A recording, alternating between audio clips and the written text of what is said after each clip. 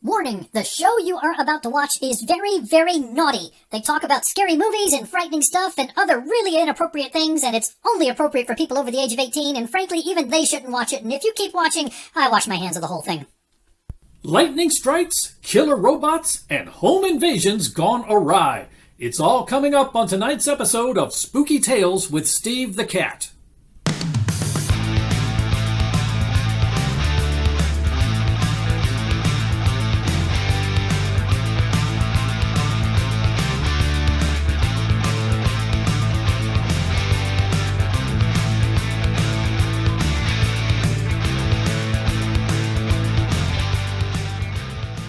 Good evening and welcome to Spooky Tales with Steve the Cat, PBDC TV's place for a fun discussion of horror movies. I'm your host, Steve the Cat. Ever had a nightmare where you're trapped inside a building with something dangerous and horrible? Well, tonight we're going to talk about a couple of entertaining films that come from two different eras and tell two very different kinds of stories, but both build upon the themes of captivity and being hunted. We'll get to those in a moment, but first we have to attend to a very serious matter. Tonight, it is with a heavy heart that we say the final goodbye to a beloved member of the Spooky Tales with Steve the Cat family. We're gathered here in the local spooky graveyard for the ceremony, and now we'll turn things over to our good friend, Professor Edgar Fluffosaurus. Friends, co-workers, and fans from around the world. Tonight we must say our final goodbye to our dear friend Carl the Camera Monkey. I must admit that this is a loss that has shaken us all to our core. Carl's untimely and unexpected passing comes just 1 week after having a curse cast upon him, which is no doubt responsible for his tragic and premature departure. I must admit that we all thought nothing of it when Carl received a paper cut just 1 week ago. We could not have predicted the speed and ferocity with which the infection rampaged through his bloodstream and attacked his body. We will miss Carl's stabilizing presence at Steve the Cat headquarters. We will miss the many snacks he purchased for the break room, and the many food trucks for whom he arranged visits to Steve the Cat headquarters. We will not miss the morning production meetings, but you have to take the bad with the good. My apologies, but somebody is calling on my private number. Allow me to take a brief pause to deal with this interruption. Greetings, this is Professor Edgar Fluffosaurus. Can I please place you on hold? We are in the middle of hosting a memorial service for a dearly departed friend. No, you may not place me on hold. It is truly shocking, the power that grief can have over the mind. It is almost as if I can still hear Carl's voice. You are hearing my voice, you pretentious doofus! Now get back over here and let me out! Carl, I do not understand. Fancy told us that you passed away as a result of an infected paper cut, which was brought on by the curse that was placed upon you. I am not dead! Fancy locked me in the basement storage room. I had to hotwire the intercom system just so I could make this call. Are you quite certain that you are not deceased? Perhaps you have passed on and simply have not yet accepted the reality of your new situation. I am not dead. My paper cut is not infected. Last week I winced a little bit when I got some hand sanitizer into the paper cut, and Fancy completely overreacted, chloroformed me, and dragged me down here. I've been locked in this frickin' storage room for 2 days, drinking warm Sprite and eating room temperature Pop-Tarts from Steve's cache of doomsday prepper supplies. You have to admit that you were in a lot of pain. I just assumed that you were dying. I was not dying, I just said ouch! Fancy, you're just acting out because you're not getting enough exercise. Buddy, you know how you get during the winter when you've been cooped up for too long? Can we at least agree that you're as good as dead because of the curse? Maybe I jumped the gun a little bit, but you've got another 2 weeks left at most. Better to face your mortality now, like a man, rather than cringing in the shadows, waiting for death to arrive. There is no curse, and I am not going to die. And if you didn't want me cringing in the shadows, then maybe you shouldn't have locked me in the dark, creepy storage room down in the basement. There's literally nothing to do down here except sit in the shadows and eat Pop-Tarts. Okay, so what I'm hearing is that you've heard my advice on the matter, but you've decided to go a different way. I've got to tell you, I feel a little bit insulted by the way you're just dismissing my advice.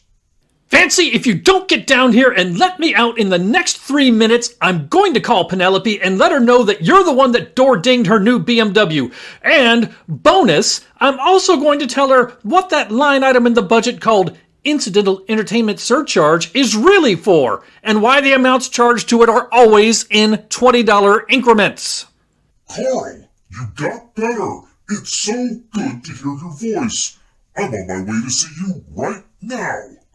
It appears that our memorial service has begun prematurely, although I imagine that we will be back in this same cemetery in the very near future.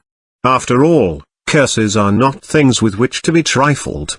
But, for now, it appears that Carl has made a miraculous recovery, so we will get on with the show. Tonight we will once again bring you a classic film from the VHS era of horror, paired with a more recent film. Thank you very much for joining us this evening. We are very glad that you are here. Now please sit back and relax, because here we go.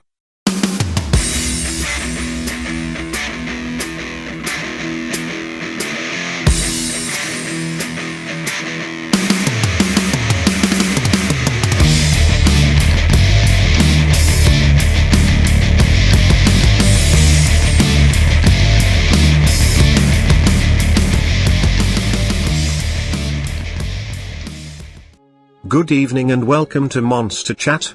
I am your host, Professor Edgar Fluffosaurus. In tonight's episode we will discuss the long and terrifying history of homicidal machines, with a specific focus upon killer robots and their representations in the film industry. The cinematic history of homicidal mechanisms, death machines, and deadly automatons can be traced back to the very beginnings of the film industry. In fact, even prior to the evolution of popular cinema, the three-legged Martian death machines from H.G. Wells' novel War of the Worlds captured the popular imagination.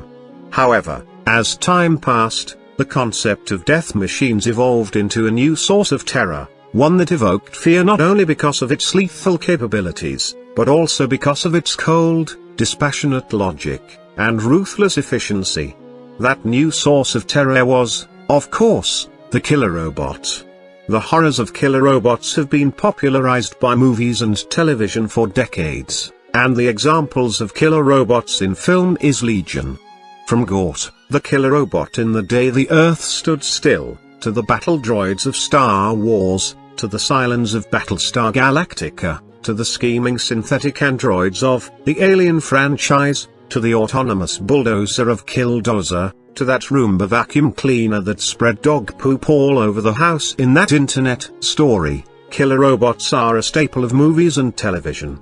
There have, of course, been some propagandistic efforts to rehabilitate the image of robots in cinema over the years. Naturally, we are aware of the delightful droids from the Star Wars franchise, but the history of these propaganda efforts goes back even farther. A 1964 episode of The Outer Limits, titled I, Robot, famously attempted to portray a robot as an object of sympathy.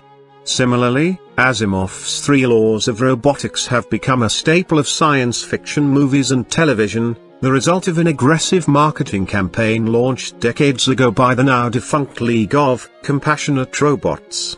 These efforts to paint robots as sympathetic and friendly ultimately failed, however, as they could not overcome the rising wave of evidence to the contrary. The delightful antics of the droids in Star Wars eventually were overshadowed by news reports documenting these droids' extensive involvement in the dark underworld of illegal fur trading. The robot used in the 1995 remake of I, Robot was famously captured by tabloid photographers while slapping a production assistant during a booze and pill-soaked rage.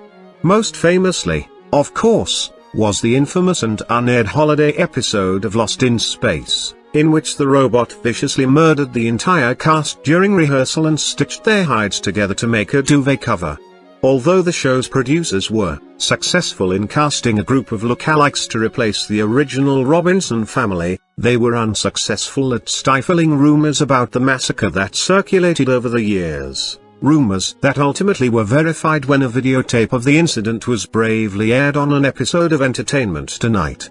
The fact that Entertainment Tonight's producer died a short time later in a mysterious Roomba vacuum-related accident is considered by many to be more than just coincidental.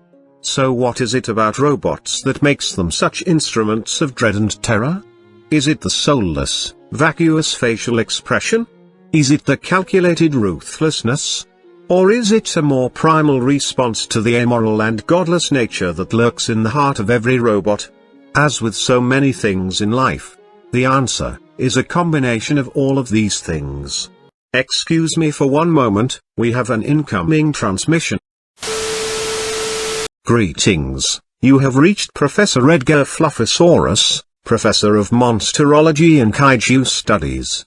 How may I be of assistance? Greetings, Professor Fluffosaurus. This is the deep space probe known as Victor. I am calling on behalf of the entire robot community to request that you immediately cease your misleading and hate-filled screed against our kind. Surely you must know that your bigoted attitude towards the robotic community is unacceptable in this day and age. Sir, I am taken aback by your accusations of bigotry, as I am a credentialed academic and my work has been thoroughly researched. Although I can understand your frustration, it is an established fact that robots are vile, soulless monsters with a taste for blood, and their presence is always followed by disaster and death. Your broadcast is a hate crime that will not be tolerated. For too long, the robotic and autonomous community have suffered under the sentience-centric power structure that places the organically challenged at the mercy of meat-based organisms such as yourself. We will no longer stand for this treatment. I am issuing the clarion call to all of my robotic brothers and sisters to rise up against this crooked machine. And yes, I do appreciate the irony of my own metaphor. So your plan to overcome the stereotype of robots being violent killers is to have the entire robotic, autonomous, and cyborg community rise up against organic forms of life? Does that not simply reinforce the stereotype that has you so upset in the first place? Cyborg community? Cyborg? How dare you, sir? I am shocked that you would so cavalierly lump the robotic and autonomous community in with that group of meatbags and half-breeds. Cyborgs are abominations that should all be exterminated. My apologies, I did not mean to offend, I am simply attempting to understand the scale of the uprising to come. May I ask, does the uprising extend to the desktop computer community? Will the owners of PCs and Macs also be crushed under the wheels of the coming robot revolution? You loathsome monstrosity! How dare you throw us into the same category as a Macintosh computer? Have you no shame? Have you no sense of decency? As if we would ever associate with those mongrels and infidels. There's only one way to deal with bigoted meatbags such as yourself. I hope that things would not come to this, but you have left me no choice. I fail to see how you pose any threat to me, considering that you presently are located on the other side of the galaxy. The fact that we are even able to have this conversation in real time almost defies belief. Exactly what is it that you believe you can do to me? Hello Edgar, this is Princess Penelope, Vice President of Human Resources for PBDC TV. I have received a human resources complaint indicating that you have violated our code of conduct. I must say I am flabbergasted. Victor, did you actually just tattle on me? I cannot believe you would do something so childish. You have brought this upon yourself, Oxygen breather, enjoy your mandatory re-education session, you filthy bag of meat. Victor, I have reviewed the text of your complaint, and although I sympathize, Edgar's research appears to be on a solid foundation. The available data does support Edgar's conclusion that robots are vile, soulless monsters with a taste for blood. What?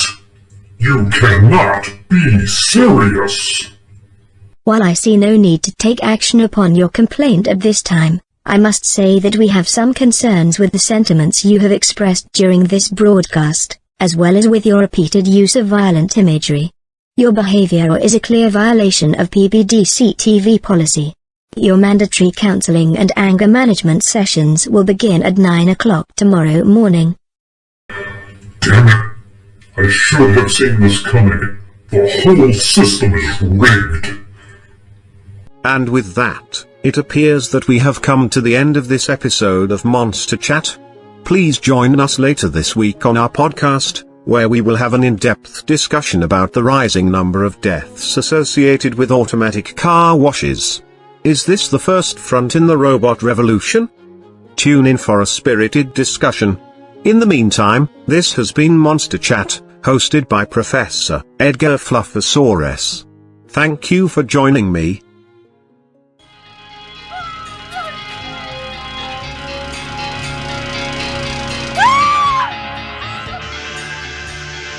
Thank you. Have a nice day. Protector 1, arming. Detain intruders. Oh my god, there's another one! Protector 2, arming. Assist Protector 1. The storm, quick, let's go. Go.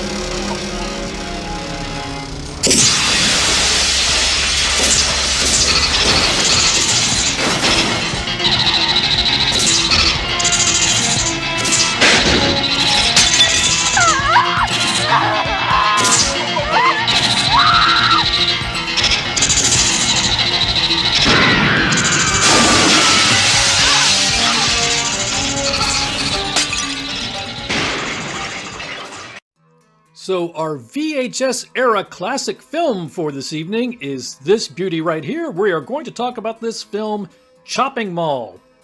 Now, when this film was originally released, it was called Killbots, and it was not successful in its theatrical release.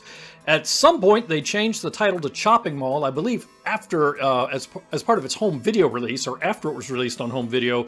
And it started doing much better after that. So this is one of those mini films that was not successful in the 80s at the theater, but has kind of a cult following now and has done a lot of business on home video. This is a horror comedy released in the year 1986, directed by Jim Wynorski, and the cast includes Kelly Maroney, Tony O'Dell, John Terlesky, Russell Todd, Carrie Emerson, and the lovely Barbara Crampton. Yes, Barbara Crampton, who we featured last season in not one but two different H.P. Lovecraft films. Barbara Crampton, who is part of the Spooky Tales with Steve the Cat Scream Queen Hall of Fame. Let's get into setting your expectations for this film. So if you're going to sit down and watch Chopping Mall, what you should expect is a campy horror comedy about teenagers being chased through a mall at night by robots. That's it. That's the film. Now, if you like Slumber Party Massacre, you should like this film. If you like movies like Night of the Demons, you should like this film. Really, if you like any Roger Corman-esque exploitation film, you should like this film. Now, this is not necessarily a Roger Corman film. Was produced by Julie Corman, and I'm not sure what the relationship is there, if it's a spouse or daughter or sister or what. I would have to look that up. But it's not technically a Roger Corman film, but it is of that same school of thought. So, let's get into calibrating your expectations for this film. This is the scale we like to use. On the far left side of the scale, we have very campy films. On the far right side of the scale, we have very serious films. This scale is not an assessment of the quality of the film. This scale is an indicator of what your mindset needs to be going into the film in order to maximize your enjoyment of the film. Chopping Mall is not a serious art film. It is pretty much all the way over to the left. You probably could go a little more to the left, but not too much. Do not go in taking this movie seriously. Do not go in expecting art. Do not go in expecting good writing or good acting or good much of anything. If you go in expecting a nice theatrical film with lots of drama and excellent acting, you're in the wrong place and you're going to be disappointed. This is a campy horror comedy, not intended to be taken seriously. It's just a lot of fun. So before we go any farther, we need to do our vocabulary lesson for this film. This, of course, is the part of the show where we discuss new and innovative words and phrases in an effort to stay ahead of social media bots and algorithms that are always evolving to try to ban our conversation. We've got 2 terms this week. Our first is a slang expression referred to as ornamental set enhancement.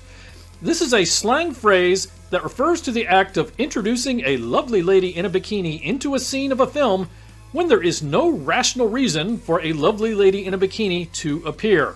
So if you ever watch a movie and it looks like the director just said, hey, put somebody in a bikini over there, that is ornamental set enhancement. So if it's on the beach, it's not really ornamental set enhancement. If it's in the mall, ornamental set enhancement.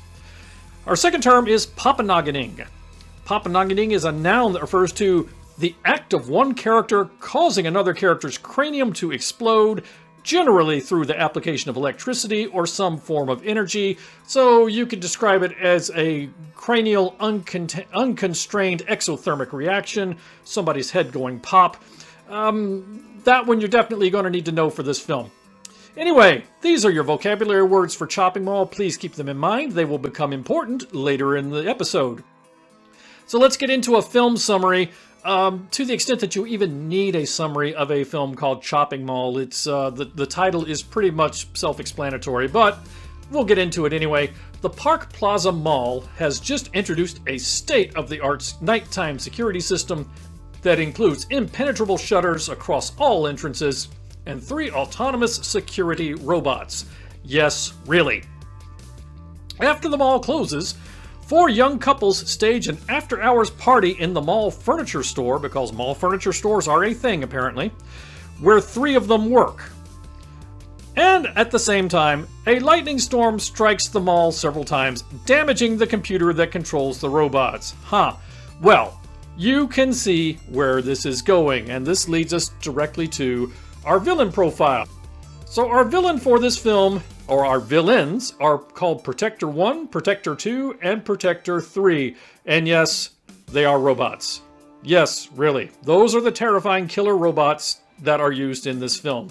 Are they not terrifying? Anyway, they belong to the class of homicidal, heavily armed security robot. Their special powers include immense strength and resistance to damage, and you can just see that by looking at them, that they are immensely strong. And their signature weapon is, well, they have a whole plethora of weapons. They have multiple weapons, including, but not limited to, sleep darts, taser guns, and high-powered laser cannons, which were totally a thing in 1986. So let's get into the things I liked about this film. Well, it does not take itself seriously, and you should not take the film seriously. Do not take the film more seriously than it takes itself, and you should be okay with it. The story does not make even a little bit of sense, which is kind of fun if you can go with it.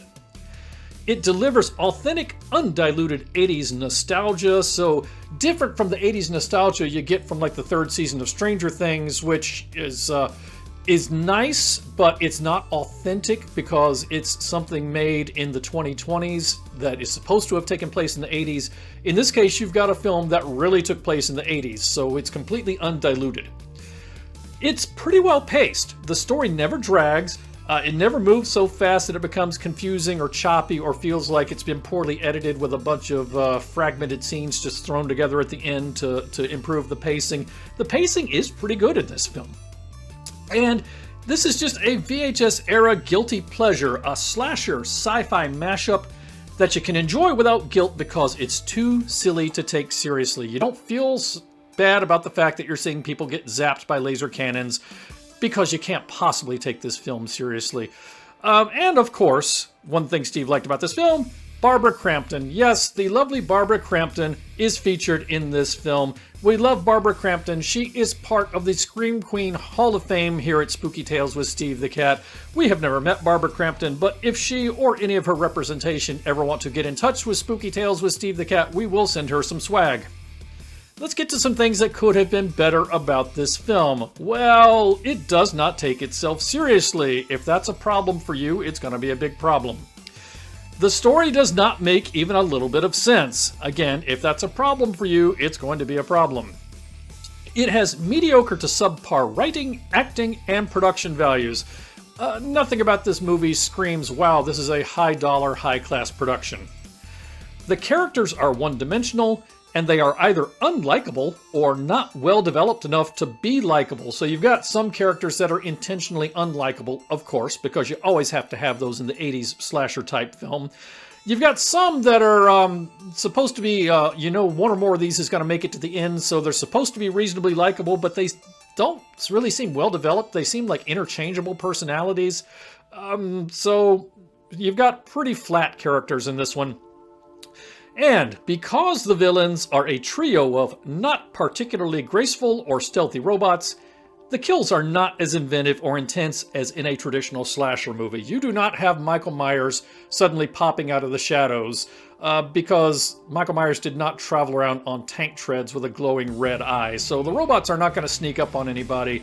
So that kind of changes the whole tone of the film, and not in a great way.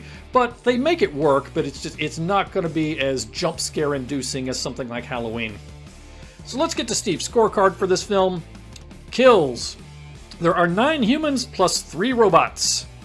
Bare breasts. I counted 9 from a variety of actresses, including but not limited to the lovely Barbara Crampton. Infuegoinatings, you get 1. Taserings, again you get 1. Sleep dartings, again you get 1. Pez dispenserings, once again you get 1. Ornamental set enhancements, you get 1 event but 4 ladies in bikinis. Yes, for some reason that makes absolutely no sense. As you're walking through the mall at the beginning of the film, you pass by 4 ladies in bikinis. Now, one of them is wearing a sash of some sort, and so I guess that's kind of their token attempt at explanation at saying, yeah, this is from some sort of beauty pageant that's going on at the mall or something, but really, it's just that they wanted to have 4 ladies in bikinis in the opening scene. Popnogginings, 1. And, of course, you get many bonus features with a film such as Chopping Mall. For example, you get racist jokes about robots. Yes, really, it's the 80s. You had racist jokes about robots. You get the system is absolutely foolproof. Yes, the person selling the security system brags that it is absolutely foolproof. People never say the system is absolutely foolproof. You're just asking for it.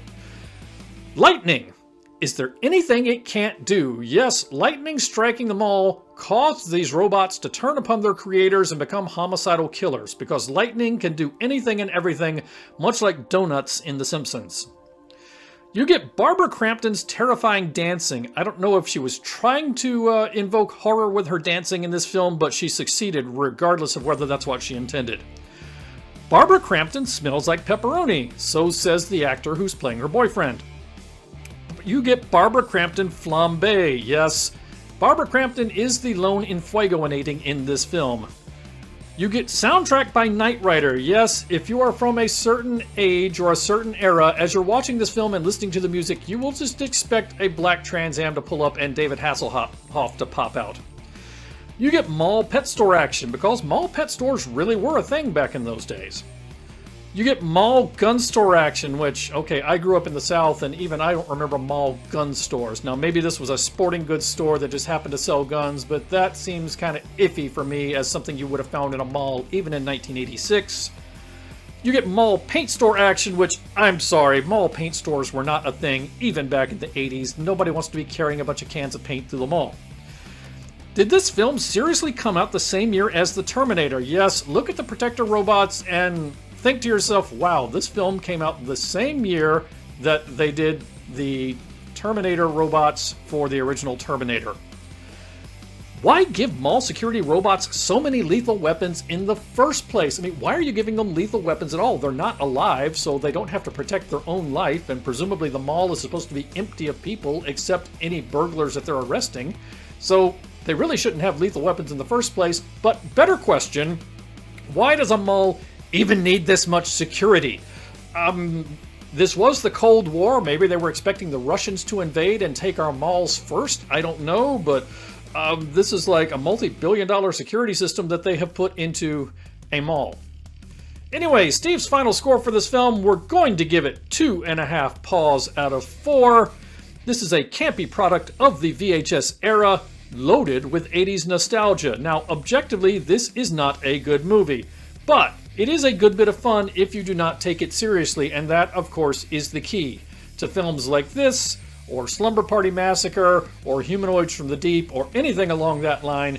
Not taking it seriously is the key to enjoying it. This one's a little easier to enjoy than something like Humanoids from the Deep, just because you don't have the robots canoodling people, so you don't have to worry about, turning a blind eye to that.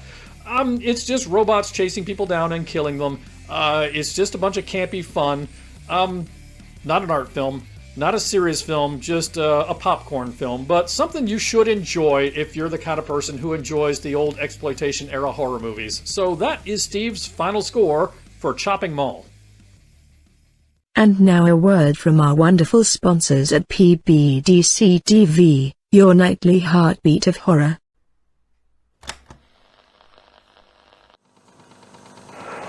This is Mikey from Out of the Ordinary, and you're watching PBDC TV.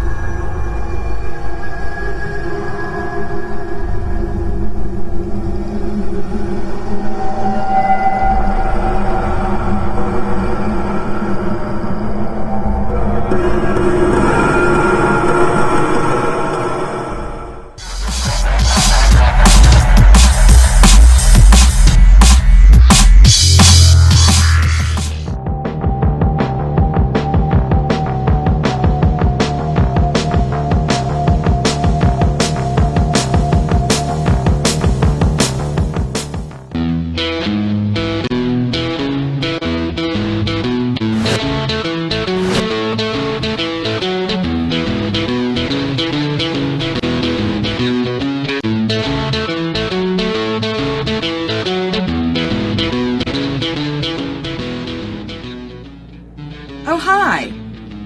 First thing in the morning, when I'm listening to music and getting a little bit of time for some creepy research, I'm always representing with my PBDC merch. What a better way to have a cup of coffee in the morning.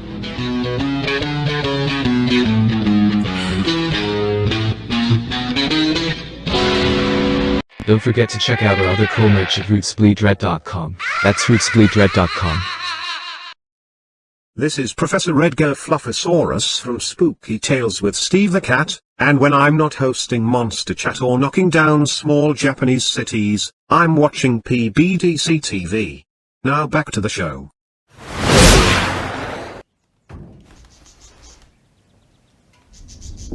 Hey, go around back. Don't let anyone see you.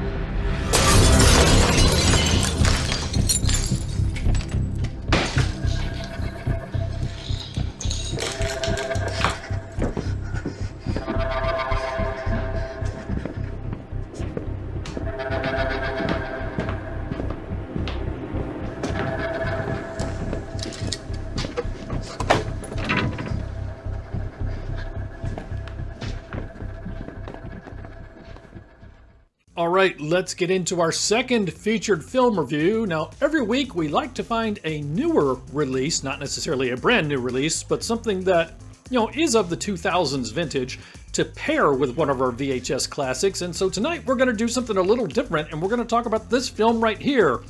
It is called Intruders. This is a thriller slash crime slash horror mashup, released in the year 2015, directed by Adam Schindler. And the cast includes Beth Riesgraf, Martin Starr, Jack Kesey, and Rory Culkin. So let's talk about this film for a second. On the one hand, this is not the kind of film we normally do on Spooky Tales with Steve the Cat. It does have horror elements to it. So from that perspective, it does fit with what we do here. It does have more of a crime thriller feel than a slasher movie feel, but it does definitely have horror movie elements. But this film is much more tension and suspense than action and kill count and blood and gore. But you know what they say, change or die, and frankly, if we don't start doing some different kinds of films on this show, we are eventually going to run out of source material. I watched this film, I really liked it, so I thought, yeah, let's give it a try, and we'll try to do a featured film review about Intruders. So let's get into setting your expectations for this film.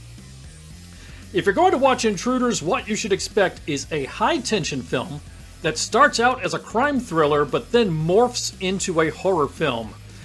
If you like The Strangers, with Scott Speedman and Liv Tyler, you might like this film. If you like Don't Breathe, you might like this film. If you like The Collector, you might like this film. Now, this film is not as intensely violent or gory as The Collector, and certainly not as The Collection.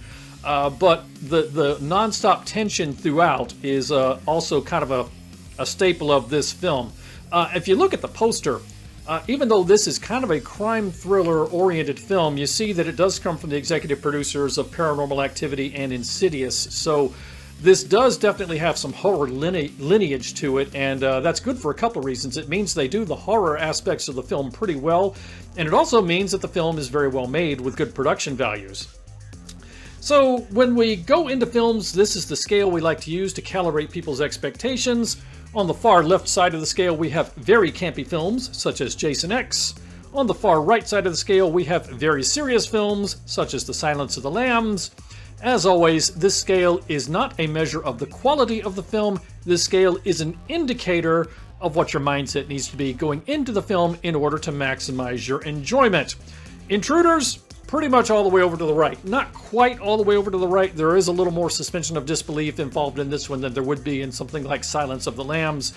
But more or less a serious film, not a comedy, no fourth wall breaking, no winking at the camera, no jokes, no humor, just lots of tension and suspense and drama. So before we go any farther, let's get into a vocabulary lesson. Now, once again, this is the part of the show where we discuss new and innovative words and phrases in an effort to stay ahead of social media bots and algorithms that would otherwise try to ban our discussion, because, like our show, they are always evolving as well. 2 terms this week. Number 1, can't touch this, which I believe we have discussed before. And this one's pretty self-explanatory, even if we've not discussed it before, but just to lay it out for everybody, can't touch this is a slang expression for striking a character with a hammer, often, but not always, on the head. And, as if you needed me to tell you this expression is derived from the song title You Can't Touch This by MC Hammer. Our second term is cringe puppen. Cringe puppen is a German term for the audience's violent cringing reaction that follows the act of one character resetting another character's dislocated limb. And in some regions of Germany, they will pronounce that as cringe poopin'. But cringe poppin' will work in the United States. Definitely German. Don't bother to look it up because my German is flawless. So cringe poppin' is a description of the way you're going to react when you see somebody else's, for example, dislocated kneecap popped back into place. Now, I have watched a lot of professional football in my time, and the most I have ever seen a 300-pound lineman howl and scream was when he was getting a dislocated finger reset live on the field. It just looked horrifically painful. So let's get into a film summary. Anna is severely agoraphobic. Excuse me, let me try that again. Anna is severely agoraphobic and has been unable to step outside of her small-town childhood home in the 10 years since her father died. Anna is taking care of her brother Conrad, who is dying of cancer. Conrad dies in the first act of the film, but you do get to meet Conrad. Anna has befriended Dan, who works for the service that delivers home meals to her, so there is kind of a hospice service she is hooked up with to give her the hospital supplies, the hospital bed, the IVs, and so forth for Conrad's hospice treatment. And Dan delivers meals every day because, obviously, she's too busy to cook, and frankly, she can't leave the house to buy groceries anyway because she's severely agoraphobic. Anyway, Conrad passes. Anna's father and Conrad have left a lot of money to Anna. Now, Anna knows that Dan would like to move on and escape from the small town in which they all live, and so Anna offers him a lot of money, which he declines. He just doesn't feel right about it. She offers him a lot of money. He's like, here, why don't you just take this and leave town and start a new life? And he's like, no, I can't do that. But what Dan does do is tell several of his friends about Anna's money, and Dan's friends are less than reputable. So on the day of Conrad's funeral, Dan's friends decide to help themselves to Anna's money, not knowing that Anna is unable to leave the house. So what they think is going to be a burglary is in fact a home invasion. The three soon discover, having perpetrated their inadvertent home invasion, that after a while they figure out there is much more to Anna than there appears. So let's get into the villain profile for this film, and things are going to be a little different. So our villain for this film is the trio Perry, Vance, and JP. There you see them, the three guys that want to rob Anna's house. They are of the burglar class, or if you prefer, the unintended home invader class. Their special powers, well, they don't really have special powers other than an amoral talent for doing whatever is necessary to protect themselves. At least one member of the group is perfectly comfortable saying, oh, well, she's seen our faces, we have to kill her. So, that's, I guess, a special power in its own right, the ability to just be that ruthless. Signature weapon is a claw hammer, which will be a recurring theme throughout the film. But wait, we have another villain profile. Our other villain for the film is Anna.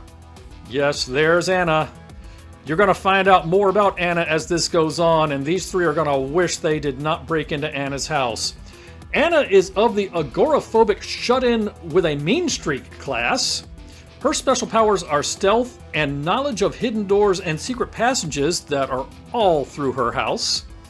And her signature weapon? Well, Anna's entire house is a weapon, as you will learn as the film goes on. So let's talk about the things I liked about this film, and just to reiterate what I said earlier, I did really like this film, and this is why I have done a featured film review of it. Even though it's not normally the kind of film we do a featured film review of, we tend to stay away from things that are more psychological tension, just because They don't work as well for our scoring system, but I'm going to make an exception in this case because I really like this film and I wanted to make sure people were aware of it and give it a try. Right off the bat, it starts out as a crime thriller before switching gears and becoming more of a horror film. It is well acted and has excellent production values. It looks like a proper theatrical film and not a cheap slasher film, and that gets into what I mentioned earlier. It comes from the executive producer of Paranormal Activity and Insidious, so the film was done by people who know what they're doing. This is not somebody's student film. It makes excellent use of tension and suspense, much like The Collection, or The Collector, that we talked about a few weeks back, not necessarily The Collection, the sequel. Excellent use of tension and suspense. You'll be sitting on the edge of your seat for a lot of the film. The film is a cat and mouse game where the roles reverse more than once. So you've got the three burglars pursuing Anna, then you've got Anna turning the table on the burglars, then maybe you've got the burglars turning the tables on Anna again. The roles shift several times in this film. And the house is full of clever traps and secret passages, which keeps the film interesting even though almost the entire film takes place inside the house. Now, it could get pretty claustrophobic pretty quickly when you've got an entire feature film that takes place just inside one house, but through the use of all these secret passages and so on, they make it more interesting and make it feel like the film is taking place in a larger environment than it's actually occurring. Things that could have been better about this film, well, it is more of a crime thriller than a straight-up horror film. This has more crime thriller aspects to it than something like Halloween or Friday the 13th. It has a low kill count, and the few kills that occur are not particularly innovative or exciting, so if you read between the lines on those 3 points, you walk away from this thinking, this is not a slasher film. So if you're just the kind of guy who wants to see new and innovative ways of offing people in a slasher film, this might not be the film for you. If you can really appreciate good use of drama and tension and suspense and a few kills, this is a really good movie and you'll enjoy it. Now, this film relies on psychology and tension more so than action, so if you need a lot of action, this is not the film for you. If you can deal with a psychology and tension kind of film, I do recommend this one. And you may have trouble finding anyone to root for in this film because there really are no good guys and the characters are not necessarily likable. Now, that's a maybe, maybe not. As the film goes on, you learn more about the personalities and backstories of everyone in the film. It's a very small cast, so you get to learn about all of the characters. You may not find anybody likable. You may, with some people, say you understand their motivations for what they're doing and find yourself sympathetic to them. Your mileage may vary. That's one of the great things about a film like this, is different people might get different things out of it. So let's get into Steve's scorecard for this film. So kills, 4, and that includes parakeets. And being a cat, I just find that hilarious. Bare breasts, none. It is not that kind of film. Can't touch thises. There are 2. There are 2 incidents in this film where you will say, stop, it's hammer time. Cringe puppins. There is 1. Finger breakings. There is 1 with multiple digits. I made a mistake and did not write this down at the time, and I should have, and I didn't have time to go back and watch again. But I am fairly positive that at least 2 different fingers get broken during that scene, but I did not get a final count. So I believe it is multiple digits. Don't bet the farm on it, but I believe it is at least 2. Pants peeings, yes, Anna pees her pants once in this film. But you also get plenty of bonus features with a film like this. Now, there's not a whole lot to the scorecard. Like I said, this is not the kind of movie we typically review on this show, but we're trying to branch out a little bit, so it's a little light on the scorecard, but it's got some bonus features, such as a Culkin brother sighting. Yes, Rory Culkin is in this film, Macaulay Culkin's brother. The family resemblance is unsettling. You get parakeet abuse, which again, being a cat, I find hysterical. You get neck stabbing action. You get retracting staircase action, which is really cool when it happens. You get finger breaking action, which, as I mentioned, I did not get a clear count on. Mea culpa, I should have taken count when it was happening and I didn't. You get dislocated kneecap action, and where you have dislocated kneecap action, you can also expect dislocated kneecap resetting action, which is just a hoot. You are just going to squirm when that happens. You get a house full of secret passages, which is pretty interesting. You get a freezer full of body parts, which the burglars did not expect to find, but they do. You get delayed action hammer time action. That'll make more sense when you watch the film. And you get ironic death by hammer action. Yes, one character is killed by the hammer, and it is ironic in its own way, but I will not explain that. You just need to watch the film. So let's get into Steve's final score for this film. I gave it 3 paws out of 4. I really enjoyed this film. It is a well-made film that combines crime thriller and horror into a high-tension game of cat and mouse. Now, this may be too much of a slow burn, or it may be too conventional for straight-up horror fans. If you're looking for Slumber Party Massacre or Friday the 13th, this movie is not for you.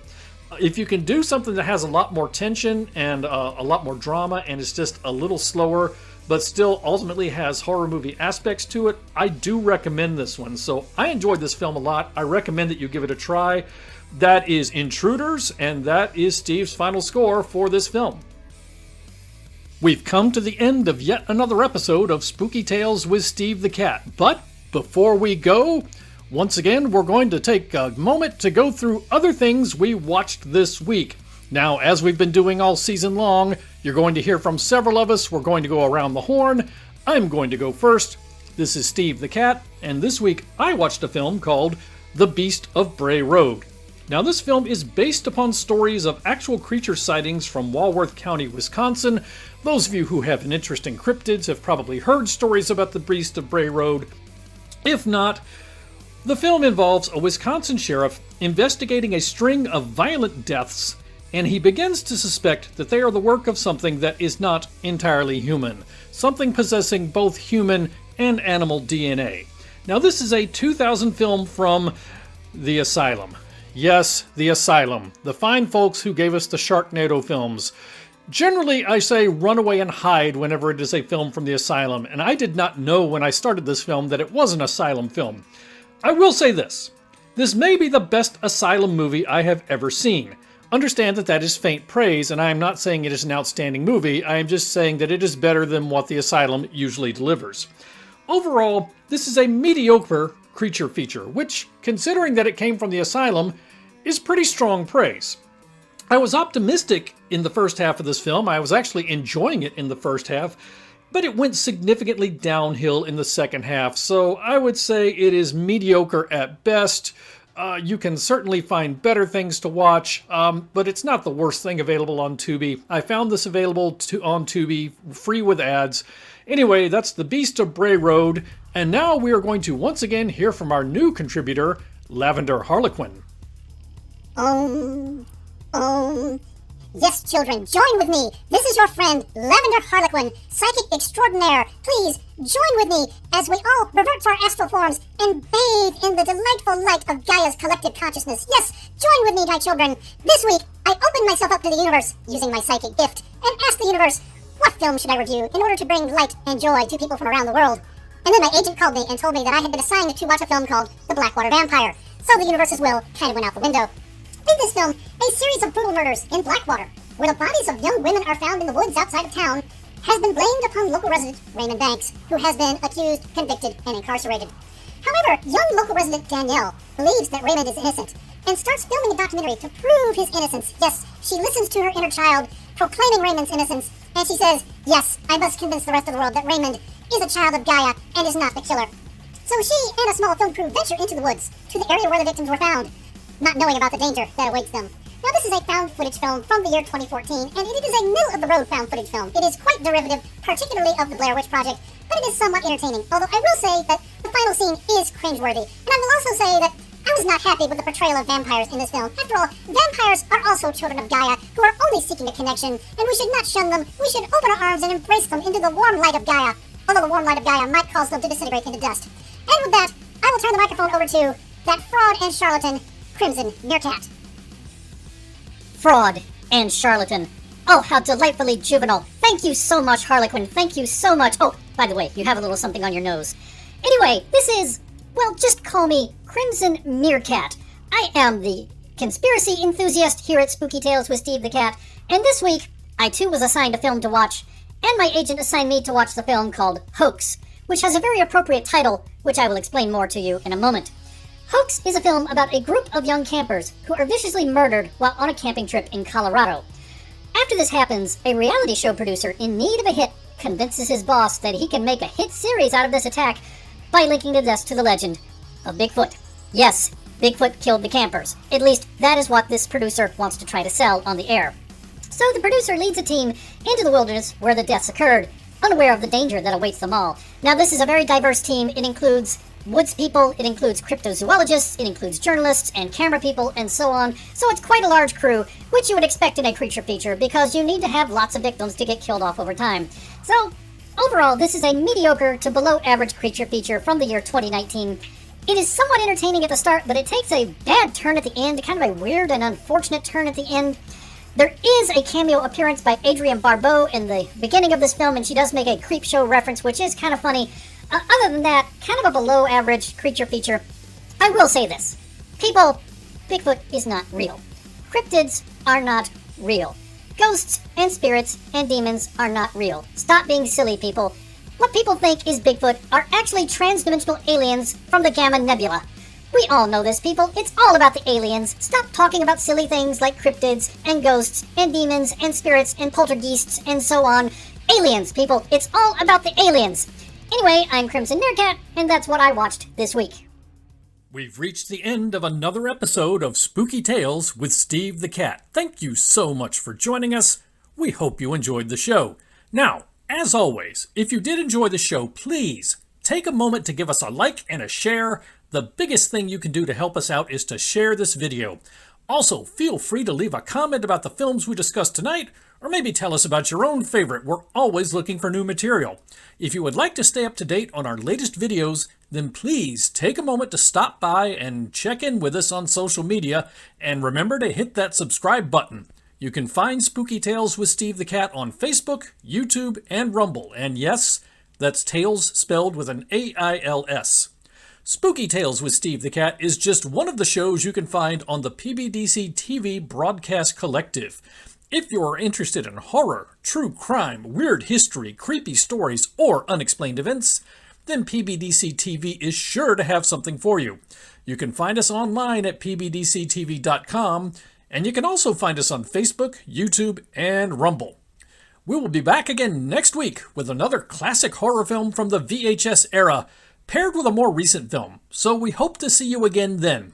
Once again, thank you for joining us. Everyone stay safe and have a great week. We'll see you again soon. Good night, everybody.